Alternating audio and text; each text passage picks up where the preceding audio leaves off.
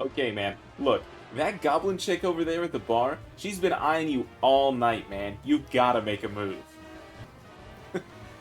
Dude, this game is sick. I never want to leave. Don't look now, dude. Is that thing still behind me? What the fuck is this thing? I swear it's getting closer. Please wait for death! It seems like no matter who you ask, the 11.1 patch was actually more hype than the expansion itself. And it's not hard to see why. I mean, just compare the offerings. Do you want to play as a dwarf again, but you're made of stone this time? Or would you rather gamble underground in a casino run by little green men? Drive drunk through the streets of Undermine? Of course you would. But what are we going to think about this raid in 30 years? You know, when we're at the nursing home babbling about the glory days, are we going to mention Undermine? Or will we just be talking about Ulduar till the day we turn to dust?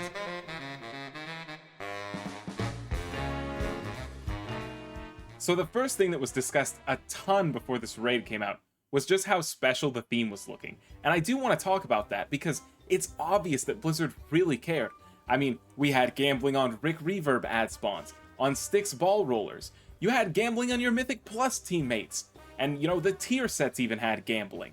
So it's obvious that this really mattered to them. But here as toxic elitist 1%ers, we're going to talk about the bosses first, because that's all we care about, right? Well, let's start with those early bosses. So I really do think that this raid gets off to a great start with Vexy and the Gear Grinder.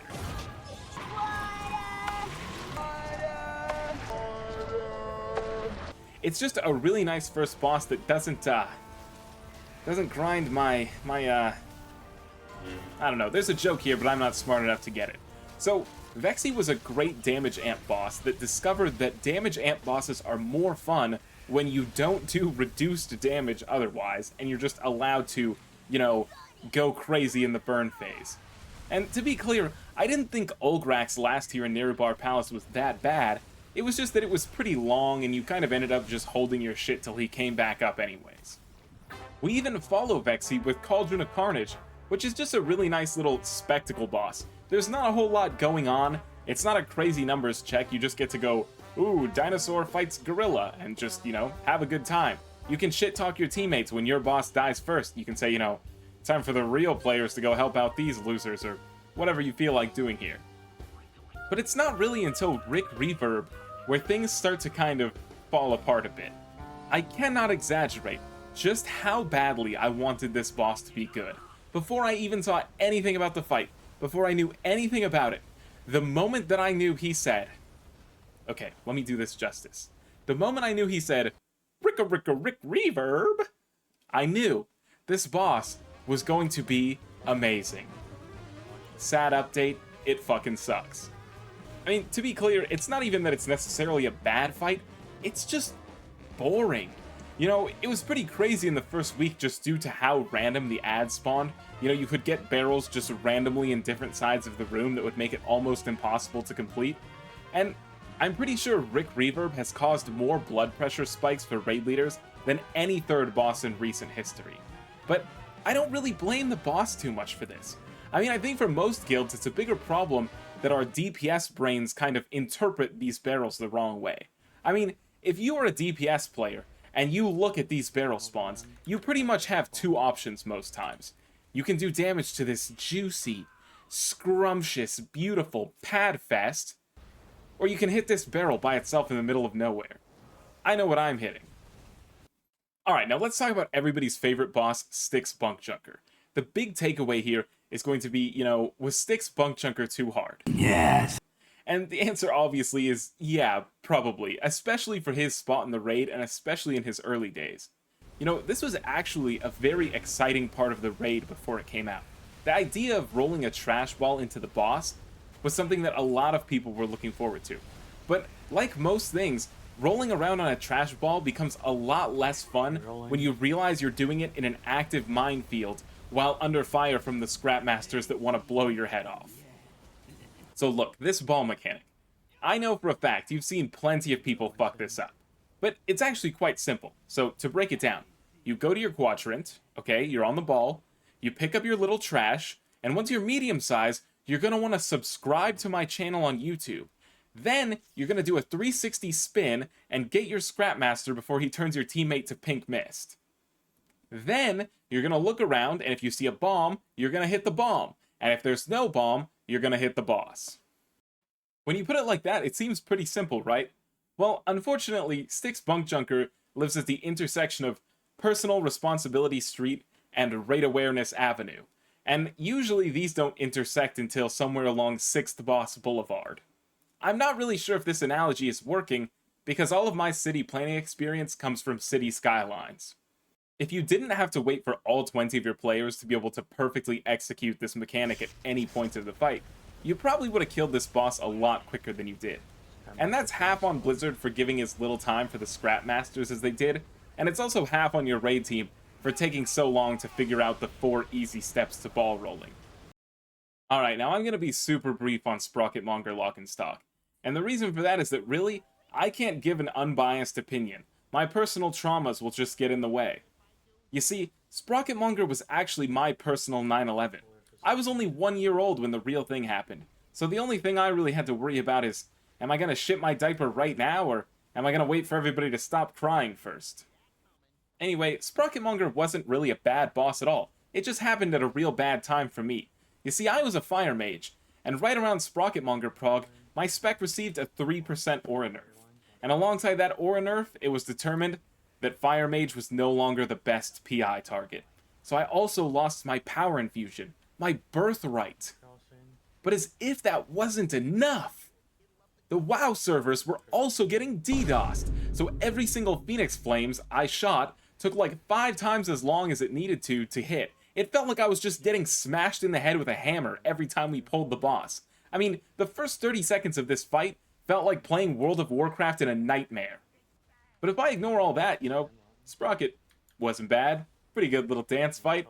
Part of me feels like he was a little over-nerfed, because despite moving at a Hall of Fame pace, even my guild was too late to really see much of the Void Orb mechanic before the boss was just dead.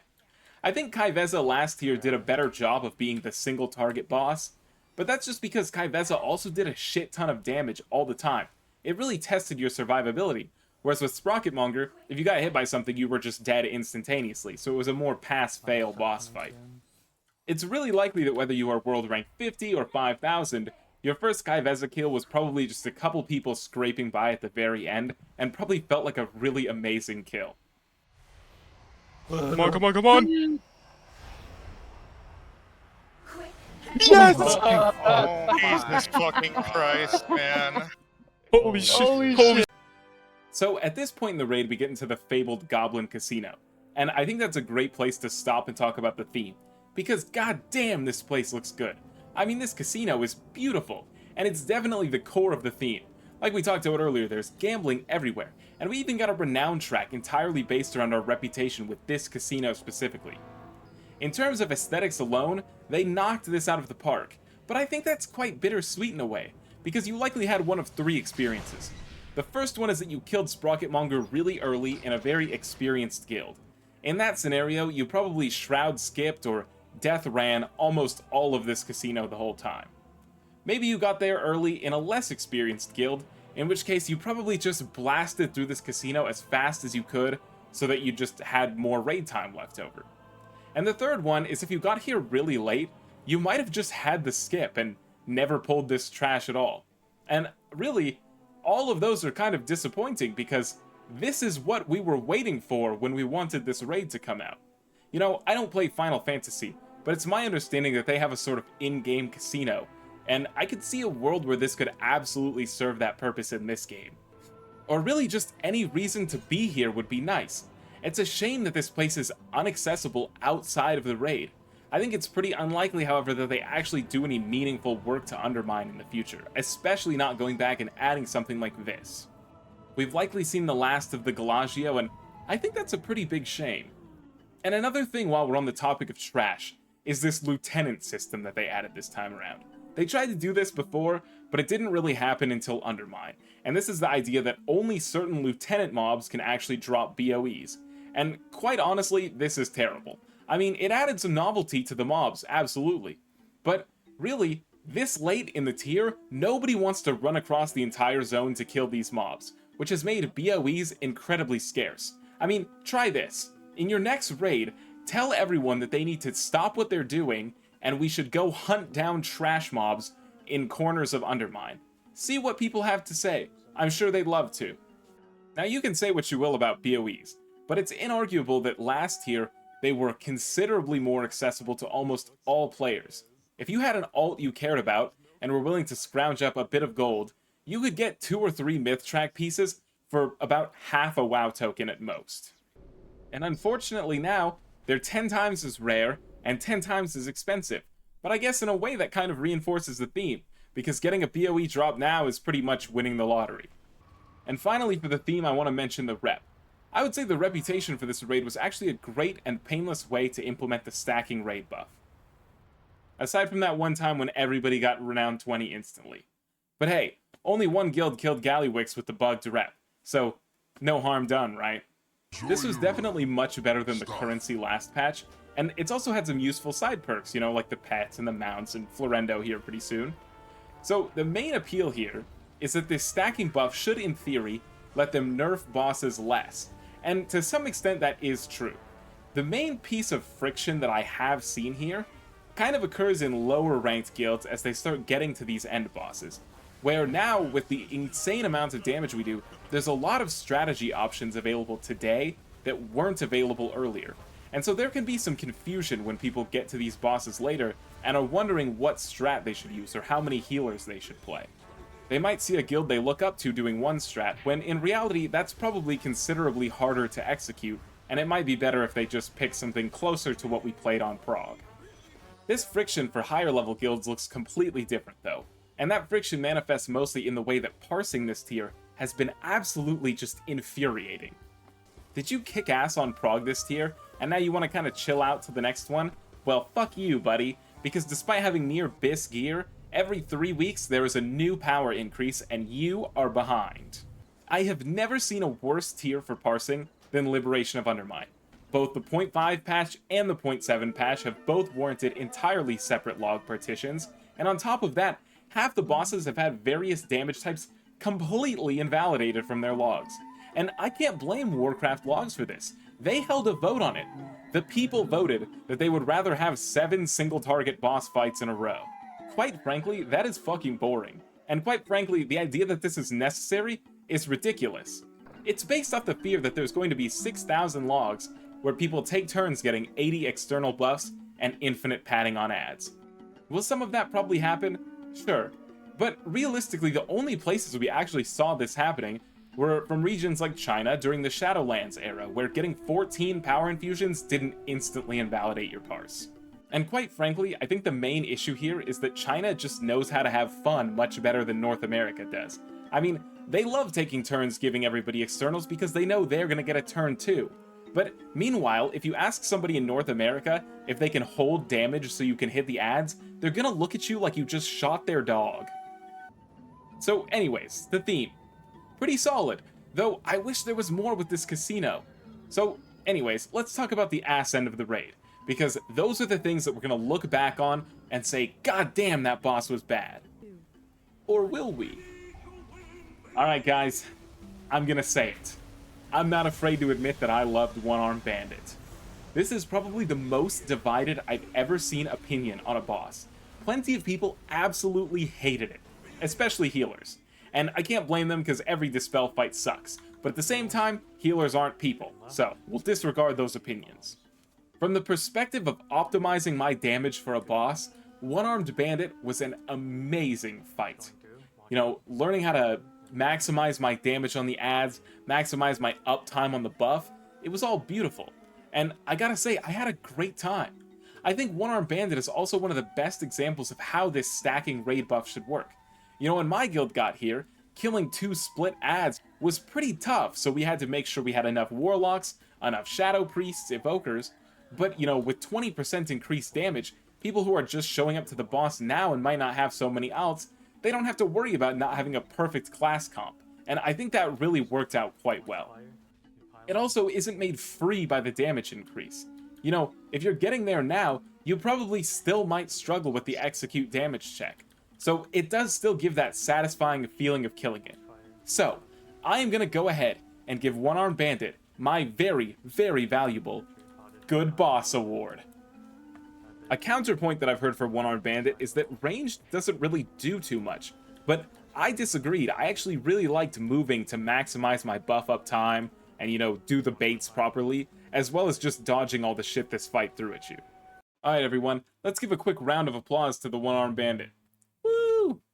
And if you hated One-Armed Bandit, I actually would love for you to violently disagree with me in the comments. I read all of them, so I hope to hear some verbal abuse from you shortly.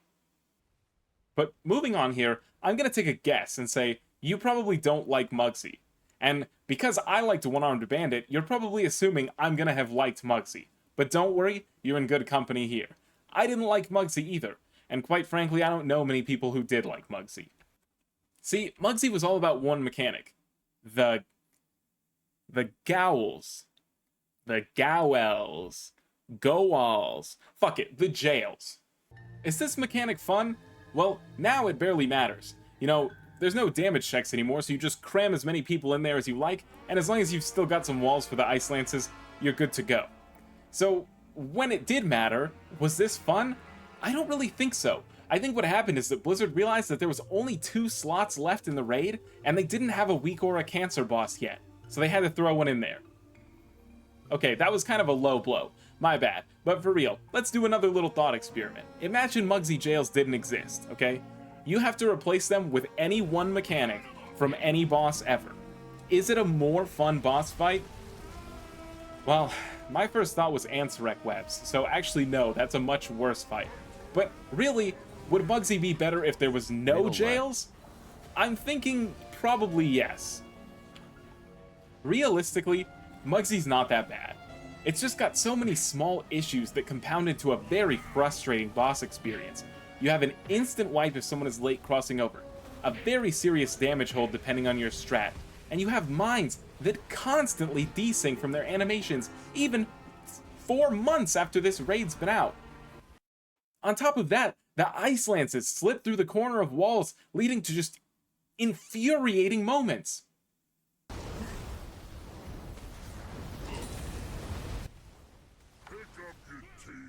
You cannot tell me that this icicle did not touch this wall.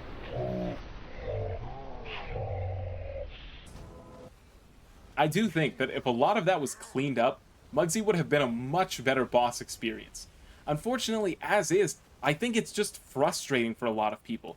I don't want to say that he's a bad boss, I just don't think he's a boss that I'm gonna miss at all, and I'd be surprised if many people do. Alright.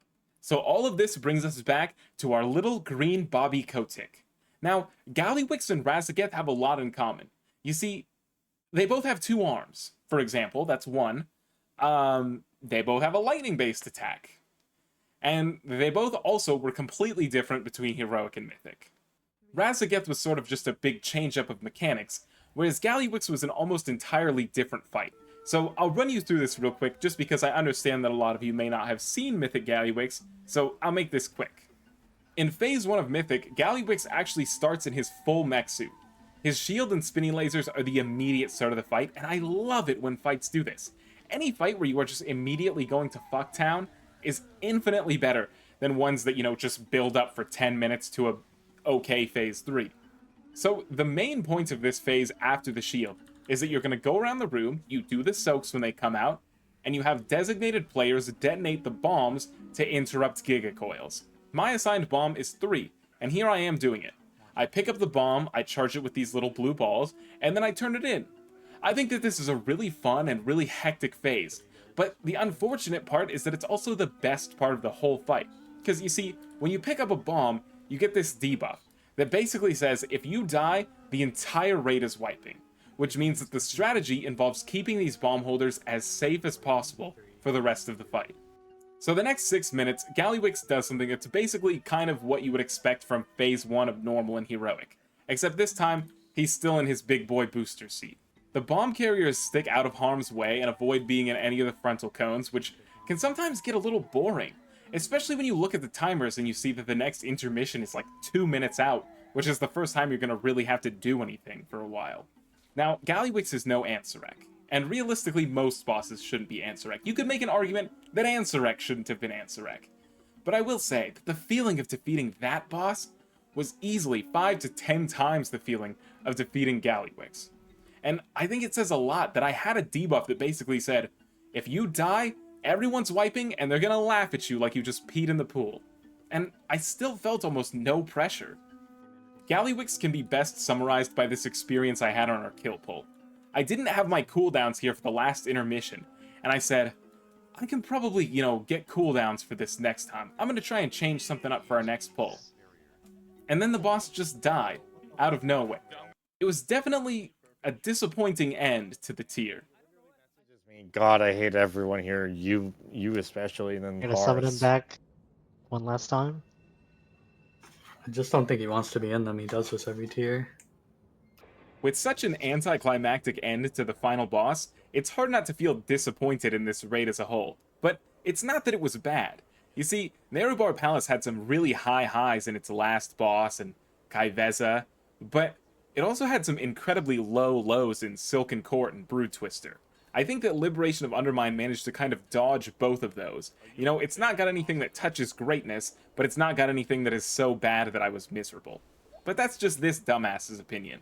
I really want to know about yours. I mean, with this raid especially, with the buff and the nerfs, the time you did it, the group you did it with, will lead to a completely different experience than what I had. So if you've got some time, feel free to tell me what it was like for you. I read every single comment and will do my best to respond.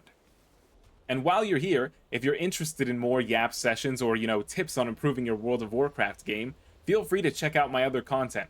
I would love to have you as a subscriber. My name's Aaron, and thank you so much for your time. Peace.